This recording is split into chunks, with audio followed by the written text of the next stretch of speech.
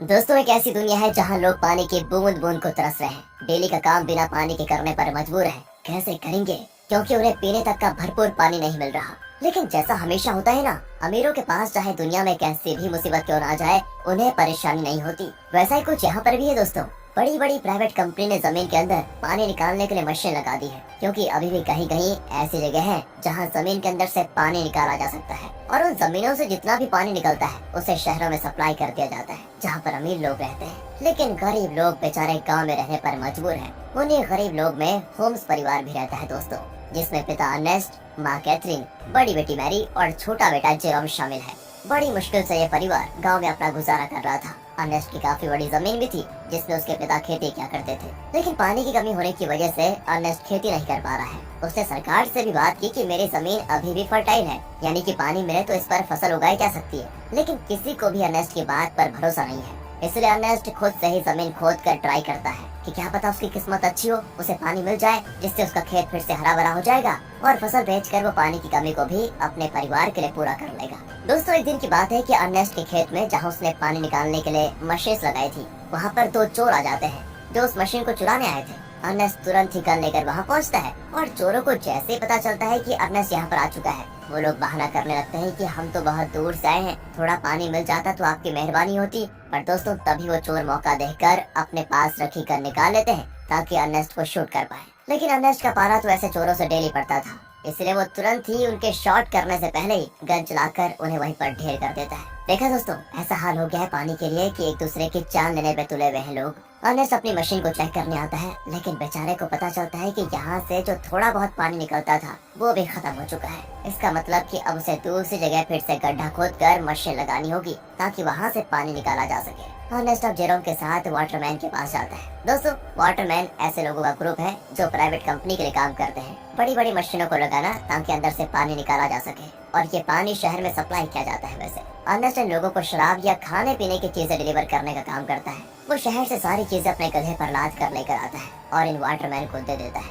उन्हीं वाटरमैन में मैक्स नाम का एक आदमी भी शामिल है, जिससे अर्नेस्ट की थोड़ी अच्छी पहचान होती है। अर्नेस्ट मैक्स से कहता है कि देखो भाई, तुमने यहाँ बड़ी मशीन लगाने का काम शुरू कर दिया है। यहाँ से थोड़ी दूर मेरा खेत है जहाँ पानी आता था वैसे, लेकिन तुम्हारे यहाँ वो बड़ी मशीन लगाने की वजह से जो थोड़ा बहुत पानी मेरे खेत को मिलता था, अब वो भी बंद हो गया है। क्या तुम अपनी इन बड़ी मशीनों की लाइन दूसरी जगह नहीं लेकर जा सकते? मैक्स कहता है कि ये तो मेरा काम नहीं है, तुम्हें बात करनी है तो तुम हमारे बॉस से जाकर कर सकते हो। अर्नेस्ट को पता होता है कि बॉस तो उसकी सुनने वाला है नहीं, इसलिए वो बेचारा अपना छोटा सा मुंह लेकर जेरोम के साथ घर आने के लिए निकल आता है। लेकिन जब इंसान की किस्मत खराब हो तो उसके साथ बुरी चीजें होने में टाइम नहीं लगता। ऐसा ही अर्नेस्ट के साथ भी हो जाता है। आते समय उसके गधे का पैर पत्थर से टकराने की वजह से वो नीचे गिर जाता है और गिरने की वजह से उसकी एक टांग टूट जाती है। बेचारा गधा प्यास से पहले परेशान था, टांग टूटने से उसको और तड़पन होती है, इसलिए अर्नेस्ट उसकी तकलीफ को खत्म करने के लिए मजबूरन उससे वही मार डालता है। दोस्तों, क्या करता बेचारा। इसके बाद वो एक ऑक्शन हाउस में आता है जहाँ पुराने रोबोट्स को रिपेयर करके बेचा जाता है। अर्नेस्ट ऐसे एक रोबोट को खरीदने आया था ताकि आगे से वो डिलीवरी का काम संभाल पाए। साथ ही ऑक्शन में फेलन नाम का बंदा भी रोबोट पर बोली लगाने आता है, लेकिन आखिर में अर्नेस्ट को वो रोबोट मिल जाता है, जिसे पाकर अर्नेस्ट और जेरोम बड़े खुश होते हैं कि चलो कुछ तो काम की चीज आई हाथ में। इसके बाद दोनों हॉस्पिटल आते हैं जहाँ कैथरीन रहती है। कुछ समय पहले एक दुर्घटना का शिकार हो गई थी कैथरीन, इसलिए वो चल फिर नहीं पाती, इसलिए हॉस्पिटल में वायर के जरिए कैथरीन को रखा जाता है। वायर मतलब जो कैथरीन को चलने में मदद करते हैं। अब देखिए, अर्नेस्ट के पास इतने पैसे तो है नहीं कि वो वायर का सिस्टम खरीद कर घर लेकर आ पाए, इसीलिए वो और उसके परिवार के लोग हॉस्पिटल में ही कैथरीन से मिलने आया जाया करते हैं। अब हॉस्पिटल के बाहर अर्नेस्ट की मुलाकात रॉबी नाम के बंदे से होती है, जो अर्नेस्ट का बढ़िया दोस्त है, काफी ज्यादा करीबी है।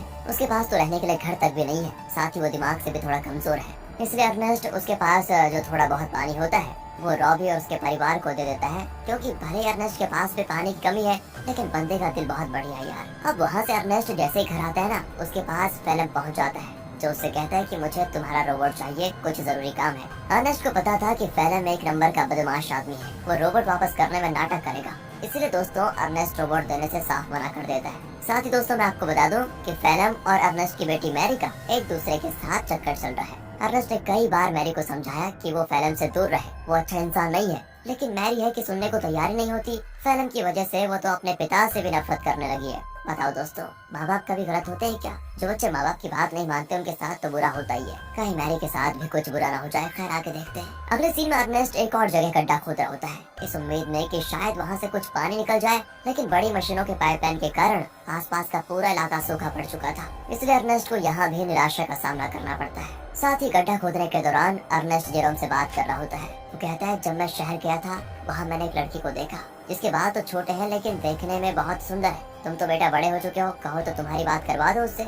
मैं नहीं जानता कि इस हालत में हम कब तक जिंदा रह पाएंगे, इसलिए हमारे पास जो भी पल बचे उन्हें अच्छे से जी लेना चाहिए हमें। और दोस्तों ऐसे ही बाप बेटे आपस में बात करते हुए कुछ टाइम एक दूसरे के साथ बढ़िया तरीके से बिताते हैं। इसके बाद अर्नेस्ट जैसे ही घर आता है, मैरी उससे कहती है, मुझे पैसे चाहिए पापा, मैं फैलन के साथ जा रही हूँ, मुझे यहाँ पर बहुत घुटन हो रही है। अर्नेस्ट कहता है, घुटन हो रही है? मैंने बचपन से तुम्हें पाल पोस के बड़ा किया, सब कुछ देने की कोशिश की तुम्हें, और फिर भी तुम ऐसी बातें कर रही हो? मैरी तो ऊपर से जवाब देती है, कहती है, हम यहाँ पर जी नहीं रहे, सरवाइव कर रहे हैं और मुझे ऐसी जिंदगी चाहिए ही नहीं। अर्नेस्ट के लाख समझाने पर भी जब मैरी नहीं मानती तो अर्नेस्ट मैरी को कमरे में बंद करके खिड़कियों पर कीड़े लगा देता है ताकि वो फैलन से मिल ना पाए। अब अर्नेस्ट जैसे सप्लाईज लेने के लिए शहर जाने वाला होता है, तभी उसको पता चलता है कि रोबोट गायब है। ये देखकर उसकी हालत खराब, वो परेशान हो जाता है। वो समझ चुका था कि ये काम तो फैलन के अलावा कोई दूसरा कर नहीं सकता। वो वहाँ से तुरंत वाटरमैन के पास आता है ताकि उनसे पूछ सके कि क्या फैलन यहाँ पर आया था कि नहीं। पर वहाँ पर आते ही मैक्स और बाकी वाटरमैन मिलकर अर्नेस्ट पर धावा बोल देते हैं दोस्तों, और जमकर उसकी पिटाई करने लगते हैं।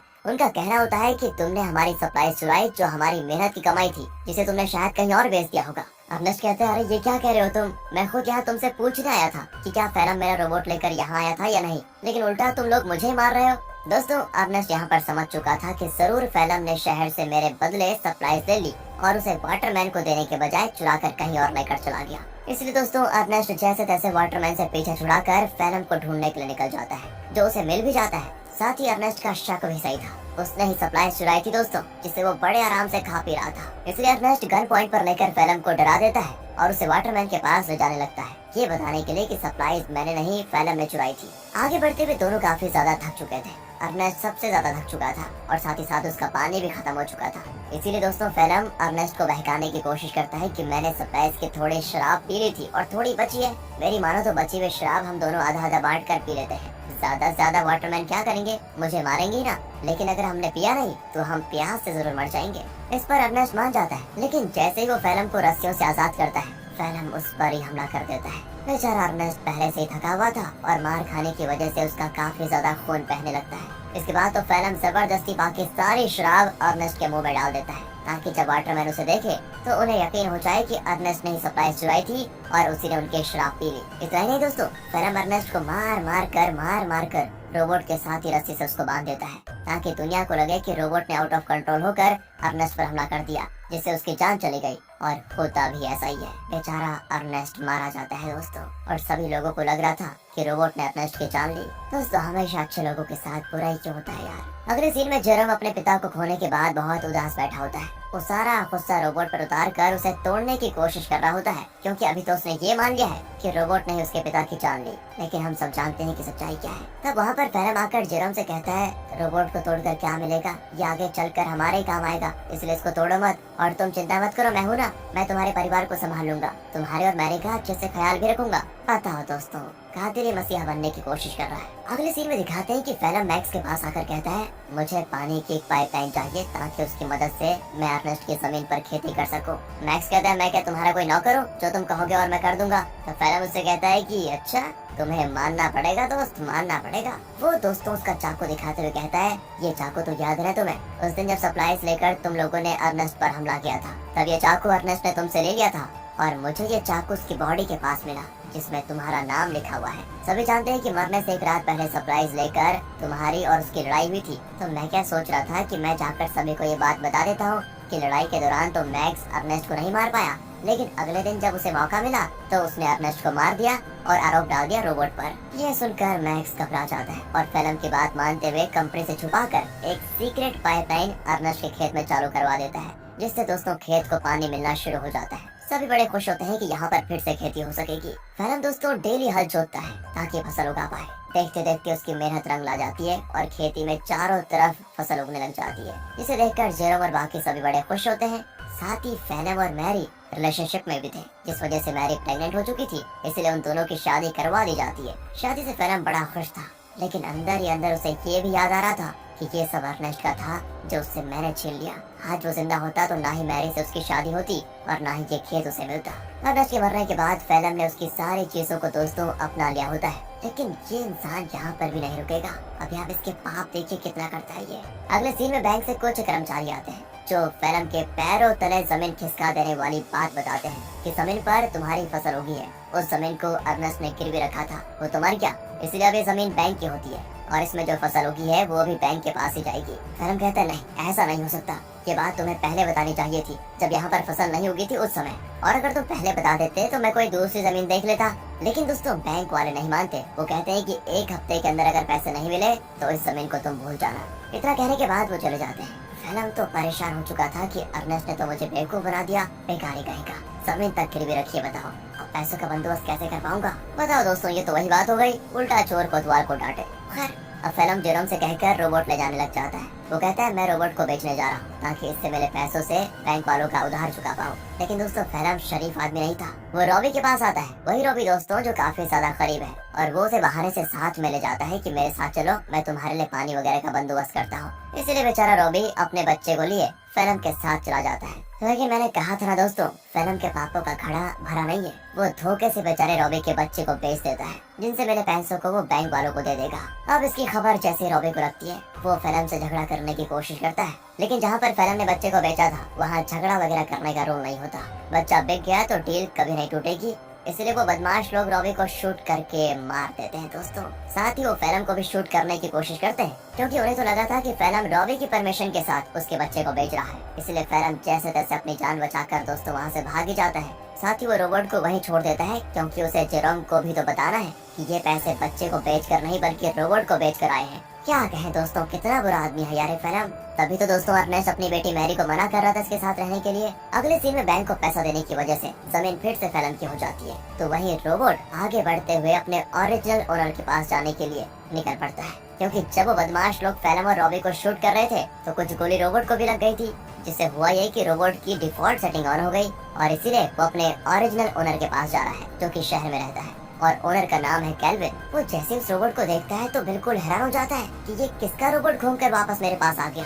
उस रोबोट पर दोस्तों अर्नेस्ट का नाम लिखा हुआ था, इसलिए कैल्विन रेडियो के जरिए अर्नेस्ट से संपर्क करने की कोशिश करता है ताकि वो आगे आए और अपने रोबोट को वापस लेकर जाए। जेरोम तो जैसे रेडियो को ऑन करता है तो बिल्कुल हैरान हो जाता है कि फैलम ने तो कहा था कि उसने रोबोट को बेच दिया, अब ये कैल्विन बता रहा है कि रोबोट उसके पास है। इसलिए दोस्तों वो डिसाइड करता है कि अगर कैल्विन रोबोट वापस देना चाहता है तो कोई नहीं, ये तो बहुत अच्छी बात है, मैं जाकर उसको ले लेता हूँ। अगले सीन में जेरोम को रॉबी की पत्नी दिखाई देती है, जो रॉबी और उसके बच्चे के वापस आने पर सदमे में जा चुकी थी। वो एक गुड़िया लेकर रॉबी और अपने बच्चे के आने का इंतजार करती है। सच में दोस्तों बेचारी के साथ बहुत बुरा हुआ ना। एंड इस चीज को देखकर जेरोम को लगता है कि जरूर कुछ तो बात है जो फैलम छुपा रहा है। जिसके बाद वो शहर के बॉर्डर पर आता है, लेकिन 18 साल से कम होने की वजह से गार्ड्स उसे शहर में जाने नहीं देते। तब वहाँ पर एक लड़की आती है जिसका नाम अना है। वो जेरोम से कहती है मेरे पास आ जाओ, मैं तुम्हें शहर भिजवा सकती हूँ, वो भी बहुत कम पैसों में। जेरोम जैसे ही अना को देखता है तो बिल्कुल हक्का बक्का हो जाता है, क्योंकि वो हूबहू वैसी होती है जैसा कि अर्नेस्ट ने उसे छोटे बालों वाली उस लड़की के बारे में बताया था।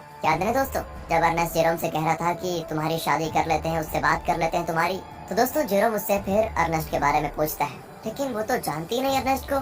जेरोम भी आगे कुछ नहीं कहता और इसके बाद वो जेरोम को शहर तक जाने वाले सामान की गाड़ी में छुपा कर बैठा देती है और उसकी मदद से जेरोम शहर पहुंच जाता है। अब शहर आने के बाद जेरोम कैल्विन से मिलता है, जो उसे उसका रोबोट वापस कर देता है। रोबोट को जो गोलियां लगी थी कैल्विन ने उसे भी रिपेयर कर दिया था, साथ ही उसने रोबोट की सेटिंग भी सही कर दी थी। तब जेरोम जैसे ही रोबोट को ध्यान से देखता है तो पता चलता है कि इसमें तो कैमरा लगा हुआ है जो कि लेजर बीम की मदद से वीडियो रिकॉर्ड करता है। वीडियो साफ रिकॉर्ड तो नहीं होता, लेकिन इतनी क्लियर जरूर होती है कि उसे देखा जा सके। और तब उन वीडियोस में जेरोम को उसके अर्नेस्ट के साथ बिताए हुए पल दिखाई देते हैं जिन्हें रोबोट ने रिकॉर्ड कर लिया था। उन्हीं वीडियो में दोस्तों वो वीडियो भी होती है जब फैलम अर्नेस्ट को मार रहा था और रस्सी से बांधकर उसे रोबोट के साथ जोड़ दिया था। इस चीज को देखकर जेरोम को एकदम से सदमा लगता है। उसे सच्चाई का पता चल चुका था कि उसके पिता का मरना कोई एक्सीडेंट नहीं था, बल्कि फैलम की सोची समझी साजिश थी। इसलिए वो रोबोट को लेकर वापस घर आ जाता है और आते ही फेलम को ये नहीं बताता कि उसको सब कुछ पता चल गया है, क्योंकि अगर मैरी को मालूम पड़ा कि ये सब फेलम ने किया तो वो तो सदमा बर्दाश्त नहीं कर पाएगी।